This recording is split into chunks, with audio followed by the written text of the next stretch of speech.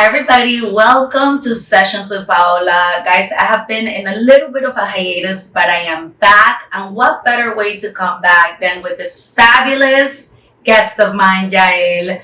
Yael and I have a common vision. We both unite in our mission and our vision to be a louder voice in the Latino community because calladitas no nos vemos más bonitas. So we are here to talk about Latino sexuality and just give you so much education and information about what it means to be Latino and sexual wellness. But let's start by introducing Yael. So Yael Rosenstahl Gonzalez is a pleasure activist who centers identity, social positioning work, values self-expression, and promotes intentional practice as a vehicle for desire shifts. Through her company, Sex Positive You, Yael offers support in finding pleasure and joyful positive experience with self and sex. This includes connecting to embodied pleasure, pleasure techniques, improving confidence and self-worth, increasing emotional, physical, and sexual intimacy with partners, developing communication skills, setting and respecting boundaries, improving one's relationship with their body, and more. Yael is a certified authentic consent facilitator, sex doula, a somatic touch practitioner, a 2023 Kinsey Institute Scholar of Sexology, and the author of an intro guide to a sex positive you. She is pursuing a PhD in health behavior at IU Bloomington and the Center for Sexual Health Promotion, where her research centers around Caribbean Latinas' experiences of body, belonging, race, fertilization, and sex. Woo! That's a lot. So that's a lot. But everything that you talked about is so important. And I think that, even when you talk about Caribbean Hispanas, right? Guys, I'm very lucky to practice in the city of Miami.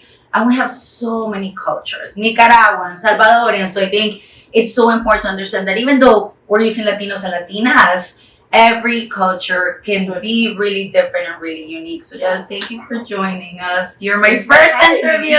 Sessions with Paula's back, baby. Guys, so let's start with what do you think are some values in the Latino culture that impact body autonomy, consent, some of the things that may be the messages that we grew up with? What are we facing as Latinas and Latinos? So I think obvious words that people tend to go to are machismo, marianismo. Machismo is more well known. It's this idea of aggression and male ownership over women, but also this expectation that you take care of the family, you take care of the woman, that it is the man's role to be that person. And then marianismo comes from maria, so being servitude towards men and being for others. Your body is not meant for you. It's not meant for pleasure. It is meant to care for the other people in your life. And so the idea that you were meant to care for others, a lot of people haven't heard that they're marianismo, and that's not important, but these values that women are meant to sacrifice, be strong, be the ones who take care of everything, and also not necessarily be in charge of their sex lives, is something that permeates. And in my research, the idea of your body is not yours, or not just yours, has come up quite a few times, unfortunately. And that really does affect your ability to have sex, because if your body's not yours, there's no way to consent, there's no way to have something that is sacred and caring and loving. Yes, Yelena. And when you mentioned marianismo, yes, I got acquainted with this term because I was teaching a class. My supervisor and I are constantly talking about how can we apply certain concepts with Latino couples. And I had no idea, I was looking at machismo when the marianismo came up, self-silencing to keep harmony, right? La simpatía. Exacto. Yeah. And something that I see so often in my practice, you and I were just talking about this, Yael, is that in the couples that I see, especially Latinos and Latinas, Latina women, say yes to sex, even though they don't really want to. And in many ways, because you're married, you expect it as a man, right? And something that I grew up with, when you're young, it's like, don't wear that. If somebody looks at you a certain way, well, you shouldn't have been wearing that skirt.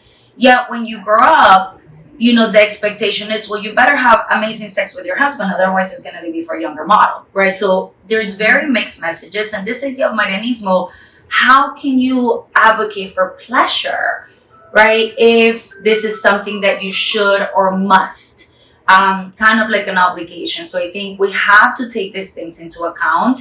Let's talk a little bit about, because when I said, Yael, I said, oh, don't wear that short skirt, you're like, things that we experience. So part of it is that this protection of yourself. You are expected to protect yourself from men, often men in your own family, right? Your tío's coming over, and so you have to get dressed in a way that's not going to be sexual. You're going to your family's house, and you still have to reduce your own body.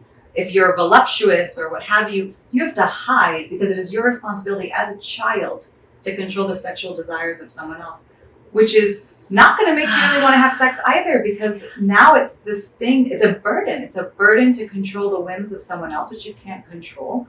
And so I think that also contributes.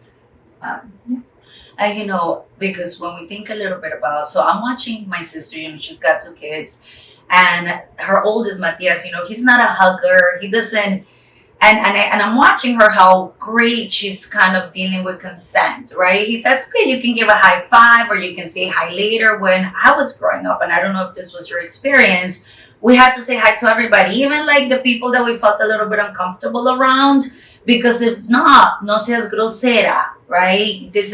It's bad manners if you don't. So I think we all grow up with that. And then we start questioning, because intuition is there. Mm-hmm. Something feels icky about this, but you have to do it anyways, right? So I think these experiences shape us.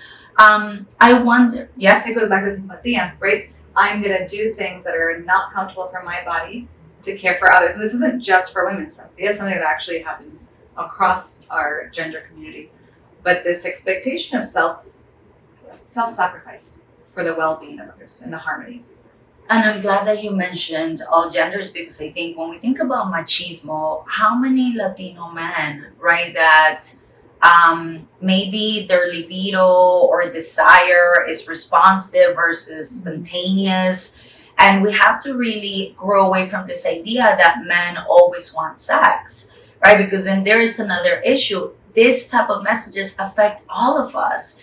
And I want to pick your brain, because I think it is so important for therapists, educators, everybody to understand what are the things that we need to be aware of when we're working with Latino couples. We're all entitled to making little mistakes. We're human. But I heard a therapist that I actually really admire. I've read some of his books, and he was doing a conference, and somebody asked him, they were working with a Latino couple, and they asked him, hey, what do I do? She does everything around the house. He doesn't want to do anything. And he says to the therapist, well, just tell her to stop doing anything around the house. I'm like, you're telling a Latina woman to stop doing everything around the house? That could put that couple in a dangerous position, right? If she were to do that, how is a machista man growing up with that mentality going to respond? So I want to pick your brain to help, beautiful healers out there. What do we need to be aware of when we're working with Latino couples? I haven't worked with too many Latino couples, but I did ask this of my research participants in my recent study. Yes, or Latino women. So talk to me. I got very consistently, don't make assumptions about what we know. Particularly, don't assume that we know anything. Because if you're growing up in a home where even menstruation wasn't talked about, you started to bleed and you don't even know why. And then when you ask, there's almost no information offered to you. Obviously, there's no information about sex being offered. There's no information about how to navigate these conversations. And so some of them felt frustration that they'd show up to a space that was mixed, right? A school space. And the teachers would just kind of assume that you would know things. And they're just, if you're beginning at zero, then it feels already, it's a hard topic to have with new people. It's a hard topic to discuss things that's made taboo. And it's even worse when you feel behind everyone else. And then, of course, not to assume that I think there's a lot of stereotypes about Latinas. And so either like this side of docile, Maria, I don't know anything, the man has to teach me, I don't know what condoms are, to this like fiery, freaky, feisty person in bed. And so creating space for whatever the spectrum, as you said, not all Latinos, or not all Latino like the men, are spontaneous in their desire. So creating space for all the different types of desire that exist. And yeah, not fucking with people's cultural norms. It's fine to question and push back, but you have to do so in a way that's going to support their physical safety. Yes. You don't want to put a client in danger by saying this is the way to do it. Yes. And that's also not the way as a coach, that's not the way that our work's supposed to be, that this is what you need to do. It's asking questions and helping them come up with solutions that make sense for their lives. Yes, no, absolutely. And I think even, people as immigrants, I've worked with people where they migrated and they're the oldest of the family. Oldest of the family usually is the one that translates for the parents, goes to the doctor with the parents. So imagine we're already shaping someone to put their needs last. Mm-hmm. So when it comes to pleasure, when it comes to wanting,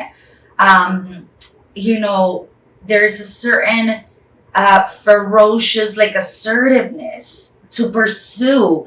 And how could you put yourself first if your culture, the messages in your culture has always been put yourself last? I can't tell you how many women have a hard time seeing sex not as pleasure, but as an obligation, and we're going to talk about that in part 2. Yael, thank you. So tell me, where can people find you? I am Yael the Sex Geek on all the things. yaelthesexgeek@gmail.com, and my website is sexpositiveyou.com. Yes, and if you're not following Yael, please do. I absolutely love her work. It's been a little tradition of mine to go to her workshops. I went last year, the year before, and every time I go, she just talks about certain concepts that I grew up with, such as perfectionism and accepting your body, that I'm like, yes, yes, yes, yes. So listen, join us for part 2. We're going to talk a little bit more about pleasure because we are in Sex Down South and it's all about pleasure here. So join us. Gracias y bienvenidos.